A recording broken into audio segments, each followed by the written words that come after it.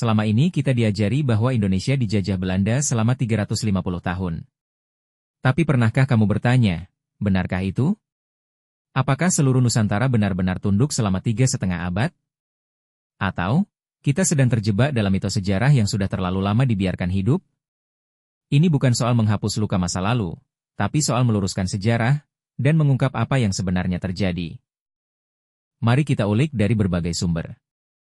Awal mula kedatangan Belanda ke Nusantara adalah pada abad ke-16, di mana kerajaan Belanda membuat ekspedisi pelayaran untuk mencari kepulauan rempah-rempah.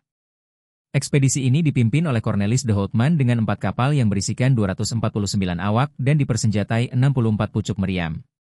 Pada Juni 1596, kapal-kapal de Houtman sampai di Banten yang merupakan pelabuhan dengan penjualan lada terbesar di Jawa Barat. Temuan Houtman ini yang menjadi panduan bagi penjelajah Belanda lainnya yang menggelar ekspedisi besar-besaran ke Nusantara. Ekspedisi selanjutnya, yaitu pada Maret 1599, Jacob van Neck tiba di Kepulauan Rempah-Rempah, Maluku. Ia kemudian kembali ke Belanda dengan mengangkut banyak rempah-rempah. Karena tergiur oleh keuntungan yang besar, maka terjadilah konflik antar para saudagar di Belanda. Menyikapi konflik tersebut, akhirnya kerajaan Belanda mendirikan sebuah kongsi dagang yang di dalamnya terdiri dari para saudagar, tepatnya pada 20 Maret 1602. Kongsi ini diberi nama Verenigde de Oostische Compagnie atau VOC. VOC didirikan pemerintah Belanda dan Serikat Dagang sebagai solusi dari persaingan harga rempah-rempah yang semakin liar.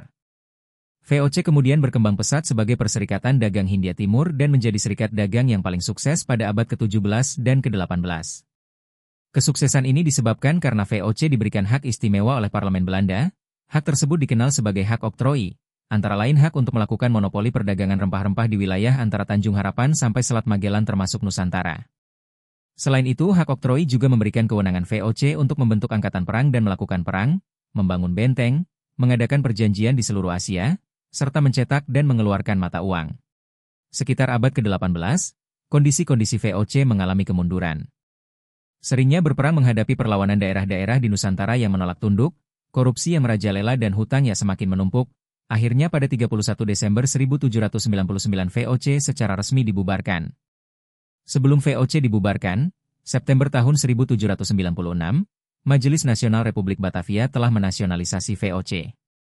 Oleh karena itu, pasca VOC bubar, segala tanggungan utang piutang berikut aset milik VOC diambil alih oleh pemerintah Belanda.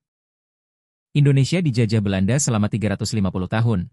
Kalau dihitung mundur dari tahun 1945, artinya kita dijajah Belanda mulai 1595. Sedangkan tahun 1596 Cornelis de Houtman baru pertama kali mendarat di Banten dan dalam catatan sejarah de Houtman adalah orang Belanda yang pertama kali menginjakan kaki di Nusantara. Artinya, pada tahun 1595 belum ada seorang pun dari bangsa Belanda yang tiba di Nusantara. Saat Cornelis de Houtman mendarat di Banten itu tujuannya untuk berdagang. Dan waktu itu belum ada nama Indonesia. Nama Indonesia sendiri baru dikenal sekitar 254 tahun sesudah de Houtman menginjakan kakinya di Indonesia. Nama Indonesia pertama kali dipakai pada tahun 1850. Narasi 350 tahun, ini bermula ketika pada 1936 Gubernur Jenderal Belanda B.C. de Jong berkata, "Kami orang Belanda sudah berada di sini 300 tahun dan kami akan tinggal di sini 300 tahun lagi." Kalimat ini kemudian digunakan sebagai simbol kesombongan kolonial Belanda dan untuk mengukuhkan kembali dominasi Belanda di Hindia Belanda yang sebelumnya dikuasai Inggris.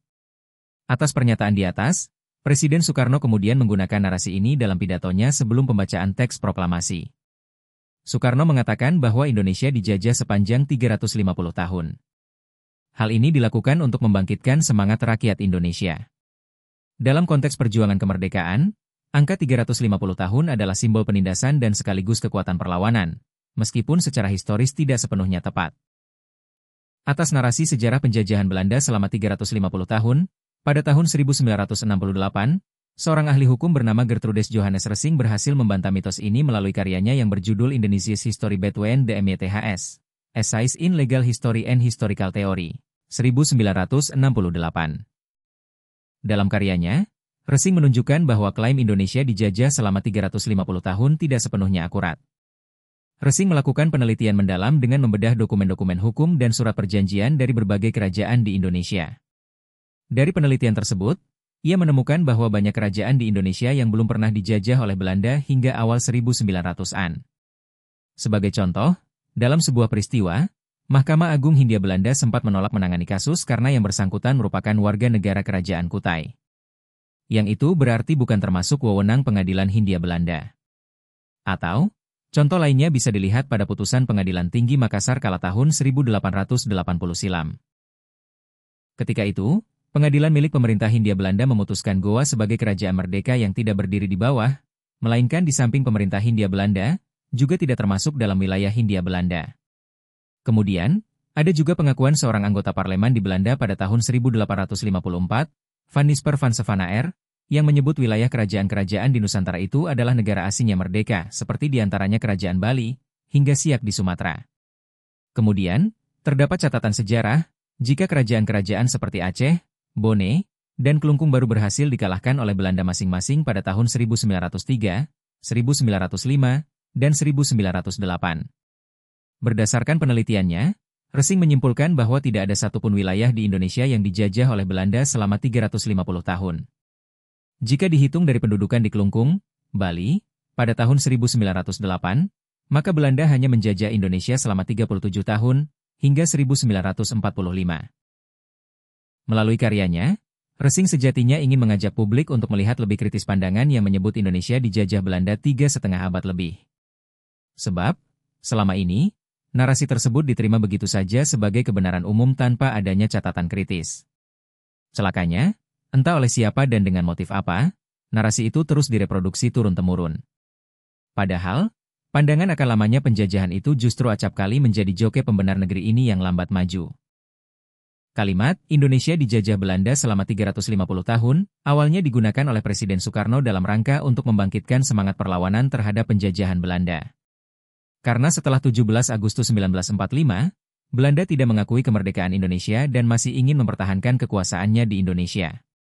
Pelurusan sejarah harus dilakukan, bukan dalam rangka melemahkan semangat nasionalisme, tapi kebenaran sejarah sangat penting bagi generasi muda. Meluruskan sejarah bukan berarti menghapus masa lalu, tapi justru memahami masa lalu dengan jujur dan utuh. Mengapa pelurusan ini penting? Karena sejarah bukan sekadar cerita, ia membentuk cara kita melihat diri sendiri sebagai bangsa.